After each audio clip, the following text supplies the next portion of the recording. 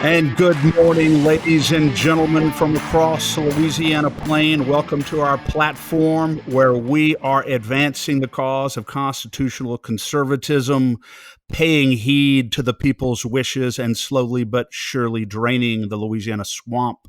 My name is Chris. And I'm Danielle, and this is the State of Freedom. Thank you for choosing to spend part of your day with us. We know that there are so many things competing for your time and attention. So the fact that you go out of your way to listen to the State of Freedom is so humbling, and it means the world to us. So thank you, thank you, thank you. Today, we will be continuing our election integrity series with a special guest, Dale Clary, who will share his perspective on Louisiana's infamously dirty voter rolls. But first, let's take a look at the scripture of the day. Today's scripture is Hebrews chapter 3, verses 16 through 19. And it says, "The same people who were delivered from bondage and brought out of Egypt by Moses were the ones who heard and still rebelled.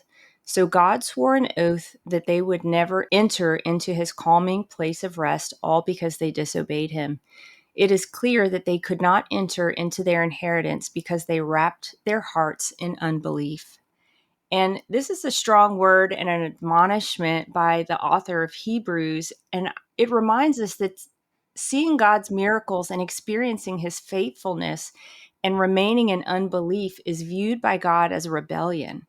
And the Bible tells us in 1 Samuel 15 that rebellion is like witchcraft in the eyes of the Lord. So I'm bringing this word this morning to encourage you not to fall into the trap of unbelief and despair, but instead to stir up your most holy faith, strengthen yourself in the Lord, and let the word of the Lord and his faithfulness in your life be more powerful and bigger than anything you see going on in the world around you. We're commanded by our Lord to be people of faith who walk by faith and not by sight. Yeah. And not to suggest, Danielle, that we all don't have moments of doubt, moments where we question, and even at times moments of despair. David did, and some great figures in the Bible had moments of profound despair. But I guess the key would be to take that to the Lord, to take it all to him and place it all within his heart and allow him to handle it and help get his help processing it. And therefore, through that process, he can take us to a new level. But I love the idea that God is always faithful to us. And if we persist in infidelity to him, then he does view that as rebellion. So I would encourage our listeners and myself to take our doubts, to take even our despair and moments of heartache to the Lord, because he's always open, always willing to listen, and is the God of healing. And you know what, Chris, you're absolutely right. And I would just say, I think all of those moments are human, right? Moments are human, but I think it's the camping out that's the problem. Just don't stay there. Yes, that's the problem. When we dwell on it, we begin to allow the devil to get a real foothold. So we have to be honest about whatever doubts we have, honest about our anxieties and our fears, and recognize them, and then open them up and take them to the Lord, and really allow Him to deal with it right then, right there, instead of allowing it to fester and persist, because that's when the devil gets the foothold in our hearts and lives. Speaking of getting a strong, good foothold, not a bad foothold, on the problems in our election system, it is such a great honor to have Dale Clary with us today. Dale is a very fine lawyer here in South Louisiana in Baton Rouge and has been actively involved in the process of trying to get our notoriously bloated voter rolls cleaned up in Louisiana. He's going to talk to us about that today and other things. Dale, welcome aboard. It's great to have you. Well, thank you for having me. And I was a little bit worried about the transition there. You were talking about the devil, and then suddenly, speaking of, here comes an attorney.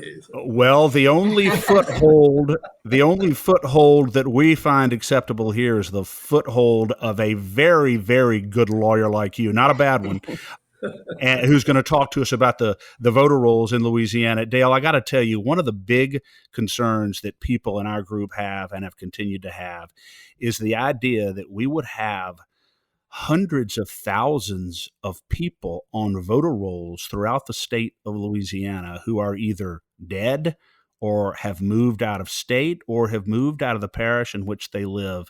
What is your appreciation of the problem with our voters registration system now, and why is it important that we get this problem cleaned up? Well, the voter rolls clearly have problems. Even the first Assistant Secretary Nancy Landry testified in front of the legislature this past summer in this past session, talking about how badly our voter rolls need to be cleaned up. The numbers that she and the others from the Secretary of State's office had was around 180,000 that needed to be cleaned up. Our team has an expert who's looked at this and says it's more in the range of 300,000. And there's a whole wide range of problems with the voter rolls in Louisiana. And frankly, it's not unique. Louisiana is not alone in this. I mean, this has been going on in other states for several years. And we can talk about that in a little bit more. But we've got duplicate registration numbers. Well, let me say this first. John Scanlon and Randy Russ and others involved with the Louisiana Citizens for Election Integrity retained Jeff O'Donnell, who was one of the speakers at the Election Crime Summit last week, to come do an analysis of the voter rolls in Louisiana using our own records, using the state's own records.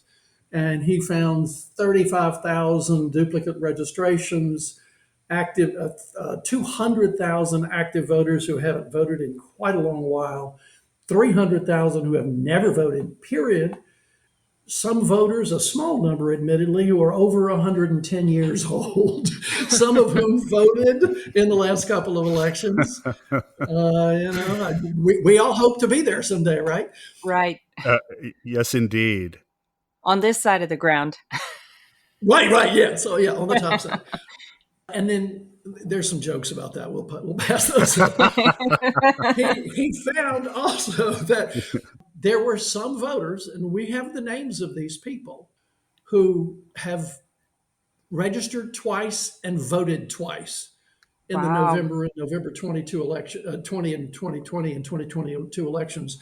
And although it's small numbers, it's 50 to 80, depending on which of the elections, as Jeff says in his report, these are small numbers, but they should be zero. Right. And so that's a problem. And then he's got probably 12,000 voters. And again, this is from our own state records, 12,000 who don't even live in the state of Louisiana. I will tell you that number is probably light.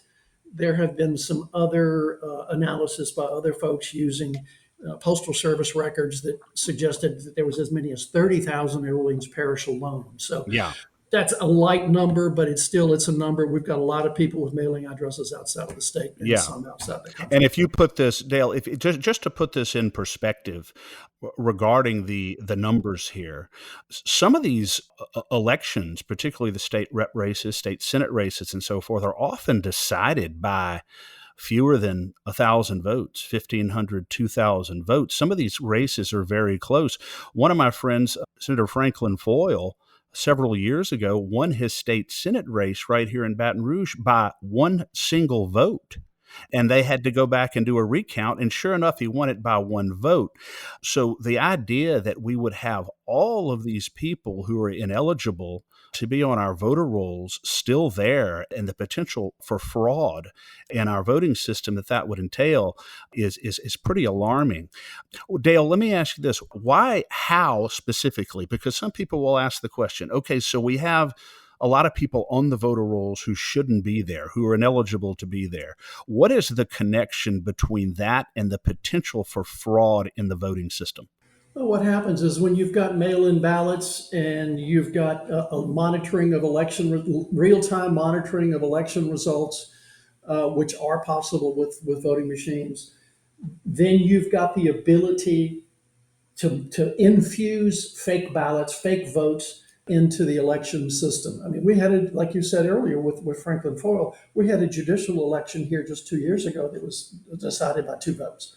So it's not that unusual. But even again, Nancy Landry and Secretary of State Kyle Erdogan, both of them had said when they were trying to support their legislation this past summer that these fraudulent, I'm going to call them fraudulent, but whether they're fraudulent or just wrong, these incorrect voter registrations just create an opportunity for cheating. Yeah. And that's why we have to clean them out. Now you have to keep them cleaned out too. You have to canvass, as they call it, on a regular basis. And your lawsuit, Dale, that it was not your lawsuit, but you're representing the plaintiffs in a lawsuit pending in Baton Rouge to try to get the Secretary of State and a couple of registrars, the Registrar of Voters in East Baton Rouge Parish and the Registrar in Ascension, to do just that, correct?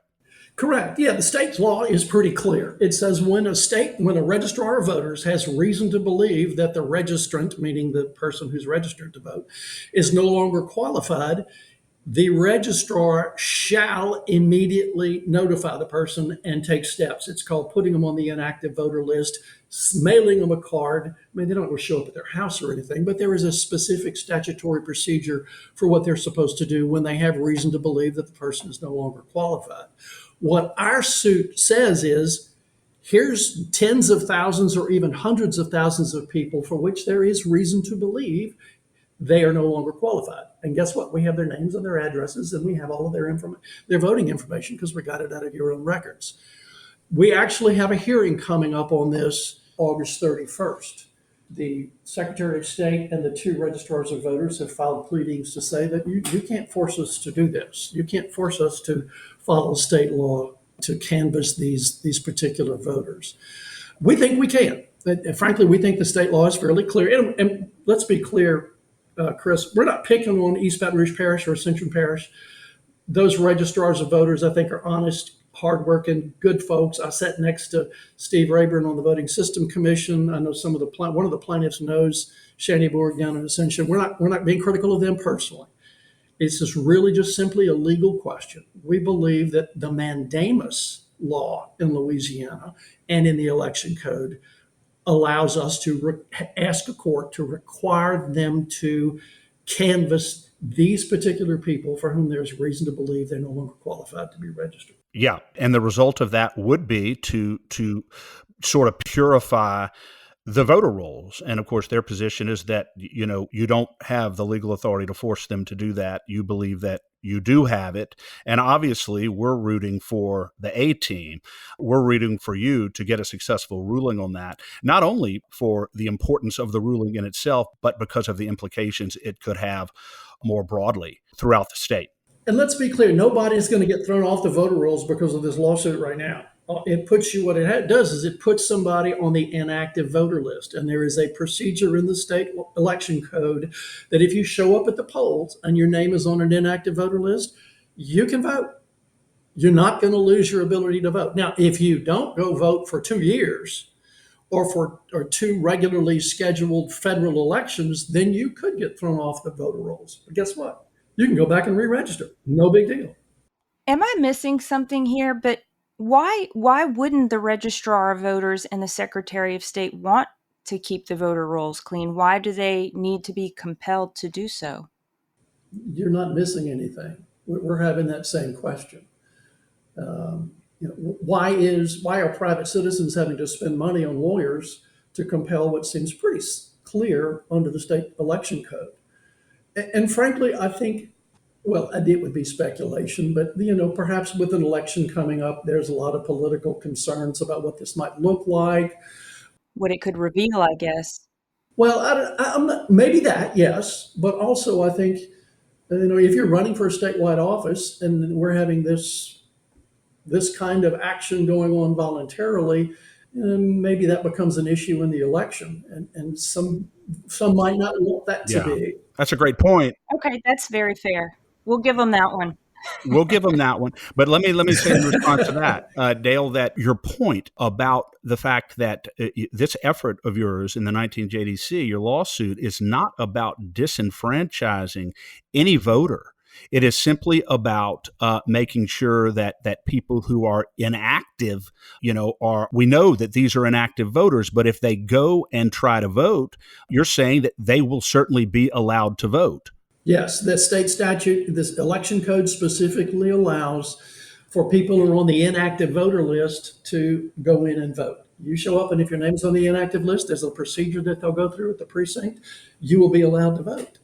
Now, if you get kicked off after several years in 2 federal elections, then you wouldn't be allowed to vote, but you can always re-register and come back. And frankly, if you haven't voted in 10 years, you you need to be paying a little more attention to that. Yep. The effort here is to make sure that our voting registration system is accurate and reliable without unfairly disenfranchising anybody from voting. Because whenever you try to clean, I can tell you now, the vulnerability or the argument that the other side always makes, political argument, is that, oh, you're disenfranchising people, you're trying to make it to where people aren't allowed to vote, and you are very decidedly not trying to do that, and that is not the purpose of this suit. Correct. And in fact, that'll be paragraph number 1 in our opposition memorandum that we're going to file tomorrow. And I don't mind saying this. I've already told the lawyers on the other side that we're not trying to stop anybody from voting that's legally registered to vote. What we are doing, though, is doing what's being done in a lot of other states. Judicial Watch has been doing this in several states over the last several years. North Carolina, City of New York, Maryland, Los Angeles County, where they got 1.6 million in one county moved to the inactive voter rolls. Yeah. This is just something that's been going on across the country. So we're not even picking on Secretary of State Ardoin or any of his folks. We're not picking on the local registrars of voters. It's just something that it's required by federal law to clean up your voter rolls, and it's just not being done. Why it's not being done, we can speculate all the day. I think it's the political concern, though, Chris, that you just mentioned. Yeah, I'm sure that it is. And in fairness to Secretary Ardoin, I give credit where credit is due. I believe his office testified in favor of a very important bill, what ultimately failed in the veto override session, but House Bill 646, which would have required a supplemental annual canvass of registered voters in Louisiana. Secretary of State's office promoted that vigorously and rightly. And unfortunately, couldn't get it through in the veto override session. But as you said earlier, Dale, that's not the first time that the legislation has been brought forward. And it's not the last, because it's very important. Hopefully it comes back next year because it's important. Exactly. And again, to their credit, like you said, they have been pushing for this I'm going to say this might be the third year in a row, but I know it's the second year in a row. And I know it's the second year in a row that the governor has vetoed it, basically saying, well, we don't need a duplicate canvassing. Well, we do need a duplicate canvassing, because the evidence of all these people in the voter rolls still is absolutely evidence. So I'm disappointed that it was vetoed, but we'll be back next year. We will, Dale. And I'm disappointed that we were not able to override the governor's veto. I'm disappointed that it failed by one vote in the House. And, that is a conversation for another day. But the point is, it looks like we're getting closer and closer every year. It is an important piece of legislation to get through. I want to switch gears for a minute, because I know Danielle has a number of questions she wants to ask you about this as well, and also about the Lindell Summit. But switching gears for a second to our voting system going forward, and what does our voting system in Louisiana look like? I know you sat on the Louisiana Voting System Commission. I'll tell you now that my group and many citizens around the state believe strongly that we need to institute secure, hand-marked, serialized paper ballots and move away from voting machines because of the vulnerabilities. What are your thoughts on the voting system going forward? And what is your vision about how it can be the most effective and the most reliable? Well, I agree that the serialized, secure, hand-marked paper ballots counted by hand is the most secure way, or the most reliable or trustworthy way to go. We have too much distrust over our election systems, not just in Louisiana, but across the country. And frankly, some of the distrust in Louisiana is because of what we saw happening across the country, particularly in the swing states in the November 2020 election. And there is loads of evidence. Don't ever let them tell you there's no evidence. There's loads of evidence that there were problems in that election. And so we have a lot of distrust here. And if we're going to restore that trust, I think the best way to do that, and this is just my judgment, is that we need to get away from the machines. There is a lot of evidence that, and frankly, that even the people who manufacture these machines have admitted, and federal government investigation has shown, and private investigation has shown, that the machines are vulnerable to hacking and manipulation by a whole lot of sources, not just by being hand connected to the internet, or hardwired, to the internet. But there's all kinds of ways to be able to fiddle with those machines, and there is plenty of evidence of that. The Voting System Commission, in the end, the recommendation was, when the voter walks in to the voting precinct, it's like, do you want paper or plastic? And they're from the old grocery store days. Do you want to vote on a machine, or do you want to vote with a hand marked paper ballot? And frankly, I had to make a motion to allow that, to give the voters the option. The only things we were considering, and when we started on that final day, was one or the other. And let the voter decide what they want to do. So the Secretary of State is not bound by the recommendations from the Voting System Commission. And honestly, I don't know what the current status is of the voting procurement. We know that Mr. Ardoin is not going to be the Secretary of State for a whole lot longer. They have to go through a rigorous procurement process before they purchase any of these machines. By statute, they also have to go through further evaluation of the proposals from the various machine manufacturers. And don't think we're going to be buying machines anytime soon. Well, that's great news. I was talking to my sister who's in IT security about this, and her point was, if a number of votes, if a batch of votes ever passes through the internet, if it's ever online, it's vulnerable. It doesn't matter if you are emailing the votes in, that were hand counted, or if you are reporting them in. If they even go through the internet at one point of time, they are vulnerable to be changed. And I'm not an IT expert by any stretch, but having listened to a lot of experts over the last couple of years and seeing a lot more of that evidence at the Election Crime Summit last week, there is plenty of evidence that that has happened and will happen again. And to your point earlier about giving voters the option, my own experience, I went to my precinct on election day and said, I would like a paper ballot. And they told me at that point, which you can tell me if this is reality or not, that the only paper ballots were provisional. The only paper ballot would be provisional. And they said, we're not 100% certain how these get counted. So we would recommend that you use the machine. Do you have any thoughts on that? Yeah, by statute, before the Voting System Commission was put together, there was a statute that put together that commission. But by law, the Secretary of State, who basically supervises and procures all the voting machines in Louisiana, could only do electronic voting machines. They actually had to change the law to allow hand-marked, secure, voter-verified paper ballots. So now that is in the law, but it hadn't been implemented yet because the new voting system hasn't been implemented yet. That's right. To follow up on that, Dale, the Secretary of State at this point, based on the recommendations that were made, and Sharon Hewitt, who sat on the Voting System Commission, essentially said this. She said, we could end up, depending on what the Secretary of State decides, we could end up with a pure machine-based system, or we could end up with a pure paper system, or we could end up with something in between. And to me, it's unfortunate. I know you're only one member of the commission, obviously, but to me, it's unfortunate that in light of the testimony from guys like Alex Haldeman, who couldn't have spoken any more clearly, as you just alluded to, about the acute dangers and vulnerabilities of these machines right in front of the clerks, the Secretary of State right there, that we would still be in a situation in Louisiana where machine-based voting as the primary voting system in Louisiana is still a possibility. I find that personally troubling and frankly disappointing. And so I'm certainly hoping that we will, as you said, move away from these machines and not spend $100 million or more on a system that all the forensic experts say is rife for fraud.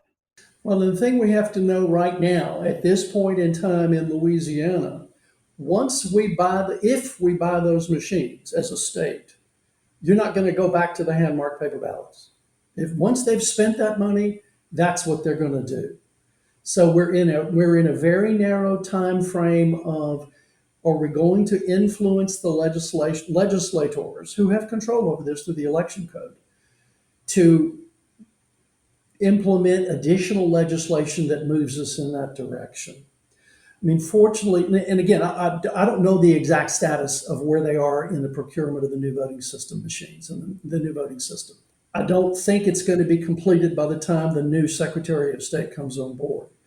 And the new Secretary of State is going to have plenty of sway in which direction we go with that. But absent that, having a new Secretary of State that's going to exercise that sway, it would have to be done through the legislature. They would have to be the ones that would say, we're going to go to a paper ballot system.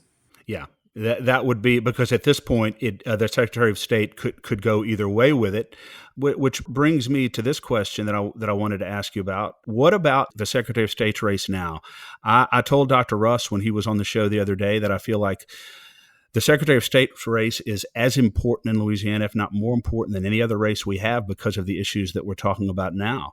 And what are your thoughts on the race? And do you have anyone in the race that you feel like is better suited to implement the system that we need here in Louisiana? Well, there's a whole lot of folks. I was surprised how many people actually ran. The favorite for the hand-marked paper ballot group is Brandon Trosclair, who has publicly come out and spoken in favor of the hand counting, secure, serialized hand-marked paper ballots. The others, Nancy Landry is certainly an experienced person. She's been in the Secretary of State's office for a long time. She was in the legislature as a representative from, I believe, the Lafayette area. And she certainly has a lot of qualifications in that, but I suspect she's going to, and I don't know this, but I suspect she's going to be more in the machine mode. She was on the Voting System Commission. I got to meet her a couple of times. A very, very nice lady. Mike Francis is currently on the Public Service Commission, and he is a favorite of many of the Republican committee groups around.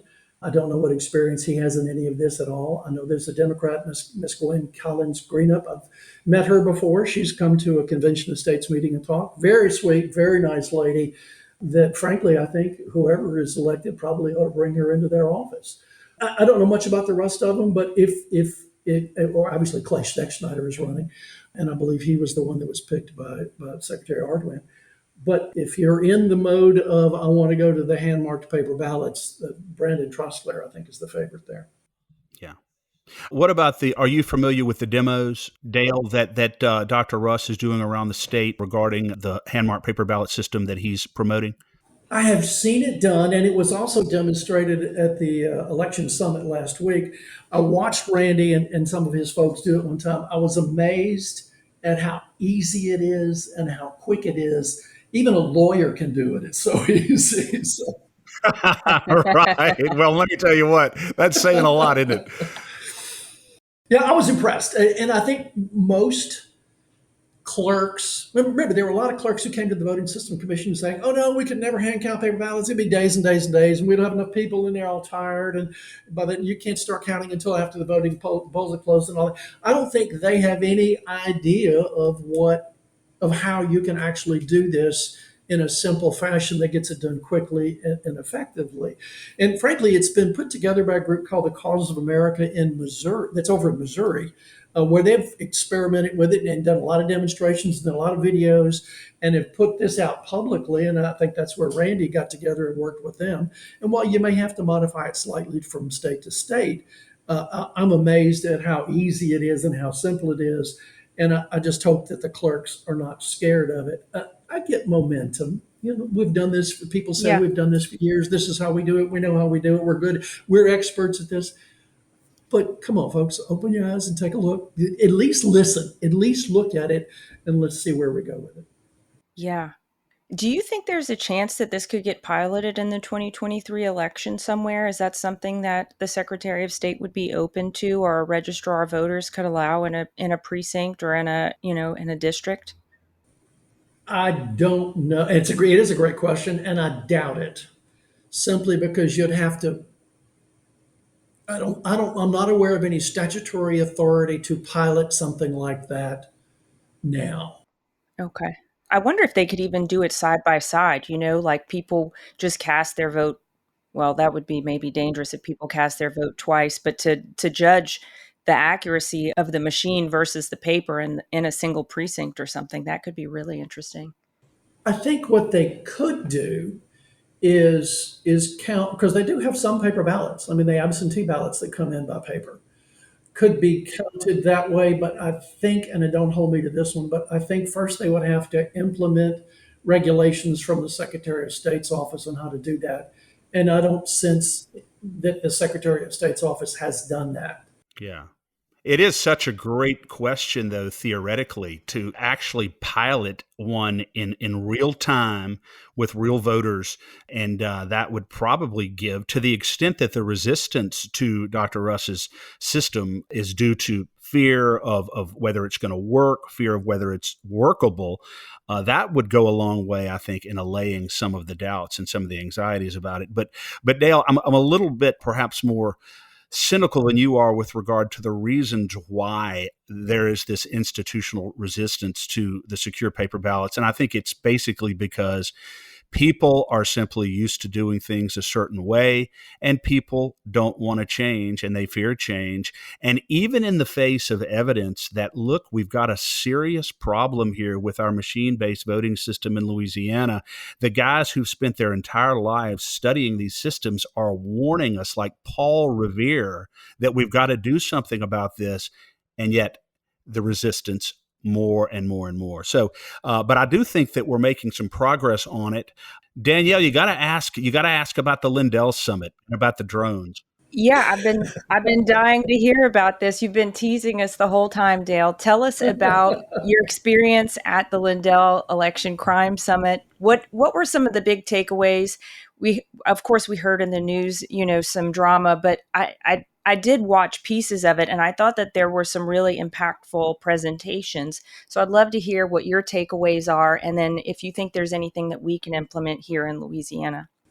There absolutely was some really interesting stuff going on. Part of it was a recap of the evidence of voter fraud that's already out there.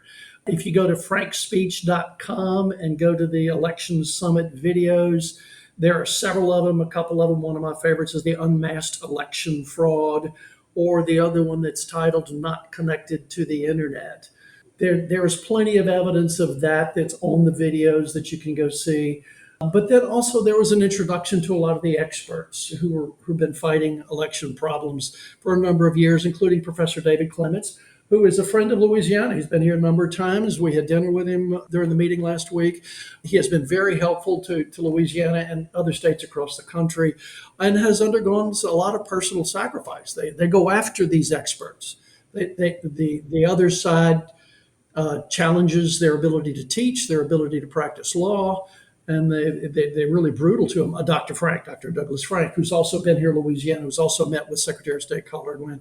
He spoke a great deal.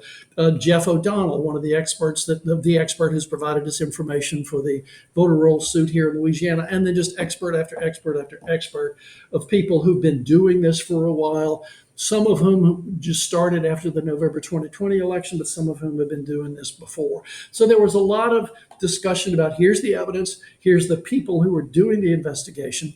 And then also there was a whole, I'm going to say an afternoon, 6 hours. These people are serious. It started at 9 in the morning until 9 at night at this meeting. Wow. So it was serious. No breaks for lunch, no breaks for anything. I was putting food in the next room. They were very generous with the food. They rammed it in 2 days and did a good job of it. Then there was a state by state report. And you can find these also at frankspeech.com. Every state got up there and gave a few minutes of a report of what's going on in their state. And Randy Russ, gave the Louisiana report. And each state was even graded on how well it's doing with election integrity efforts. I was not at the previous summit, but what I've been told about this summit was that the state reports showed how much progress is being made in so many different states. That's wonderful that's to great. hear. Yeah, it's real news. Some of it's litigation, some of it's just in the trenches, some of it's signing up to be vote commissioners. A lot of progress has been made. So that was really wonderful. And then the second day, or the second half of the second day, was the plan. And again, I would encourage folks to go to Frank's speech and go look at all of that. But the drama was the wireless monitoring device that they flew in by a drone. That was just some of the drama, I think. But it was also a demonstration. It's this wireless monitoring device, which has the unfortunate initials of WMD, is a small That is handheld. You can unfortunate. stick it in your yeah, it was small handheld electronic device that's I'm told it's not new technology, but it was designed and built for the ability to detect nearby wireless devices that are connected to the internet wirelessly. And what they did is they put it on a drone, and then we watched it fly in with cameras, fly into the convention center, into the arena where we were meeting, and then onto the stage and onto the table, and they dropped it down. And then they showed us how this device is going to be connected to a control center that's already operable, that showed us on video up on the screen live real time all the digital devices, all the wireless devices that were connected to that WMD when it flew into the building. Hundreds, as you Wow. might imagine. Every cell That's pretty phone, cool. every printer, every machine, everything that was connected within roughly 100 to 200 yards. And then they showed us, watch this. And Mike Lindell was doing the hosting. He says, no, watch, take out the cell phones. And a bunch of the images showing up on the screen disappeared. And what they tell us, and again, I'm not an IT expert, but every machine, every phone that is a wireless connectivity has a number to it, has an identification. They can actually drill down and identify and store and preserve this information on every machine that the WMD detected as it came into the building. Whoa, that's terrifying. And I don't even know what else to say about it. Well, That's the powerful. Louisiana Secretary of State's office already knows about it. In part because, frankly, this was not private. I mean, this was broadcast publicly. The Louisiana Illuminator here in Louisiana has already gotten a quote from John Tobler saying, no, nobody has talked to us about any of this at all. So I know they're aware of it. I know probably they're looking for ways for this to be illegal. We've done some preliminary looking. I don't think it's illegal. It's nothing more than the same things that they do on your Google Maps when you're on the interstate. You look ahead to see how the traffic is, and you see, oh my Exactly. gosh, there's a red line. That's because they're detecting it from cell phones and other computers. It's commercially done all the time. And what they say is it doesn't interfere. It doesn't collect messages. It just collects identification of the devices that are wireless. Do you believe that that's the case? That it's not illegal. No, that it can only identify the devices to which it's connected, nothing more. I would have to trust that they're telling us that that's what it does. Yeah.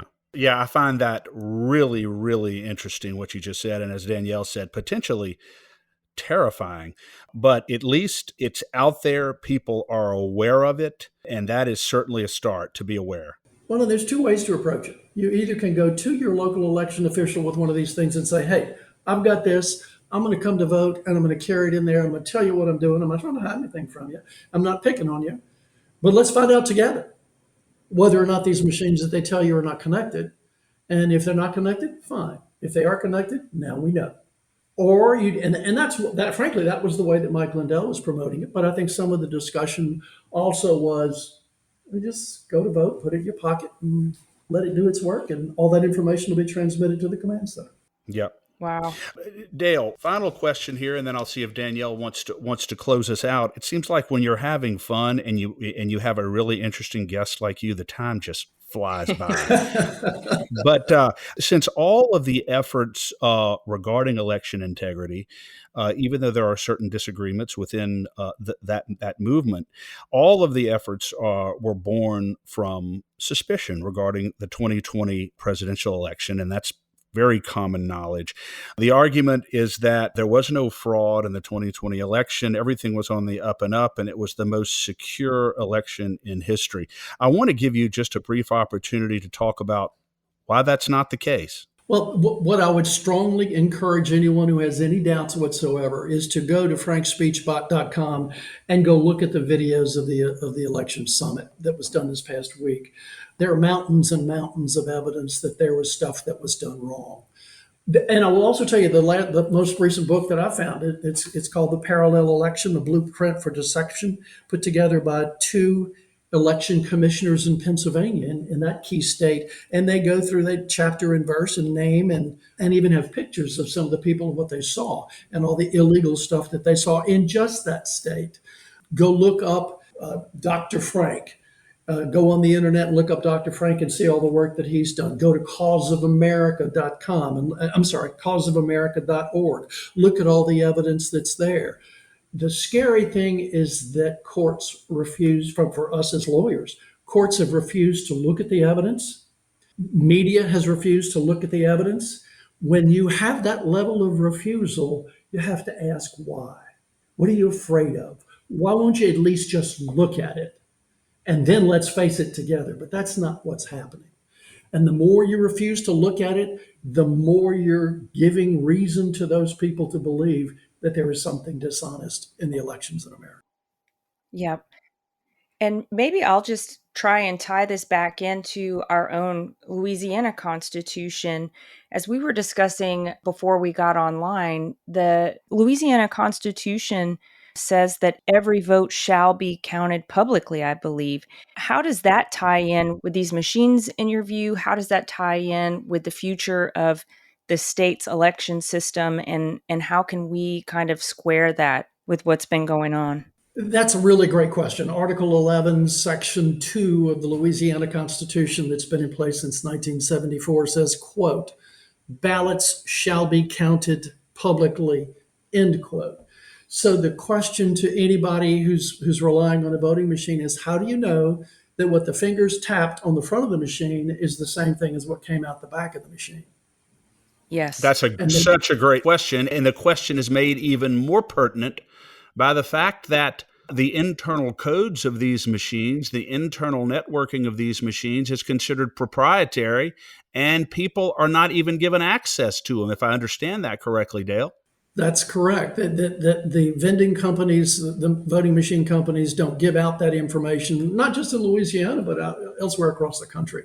And in one of the things in the Voting System Commission that I was able to cross-examine the ES&S and the Dominion and other folks with information that was given to me by an expert out of Colorado, all of the voting machine software comes from China.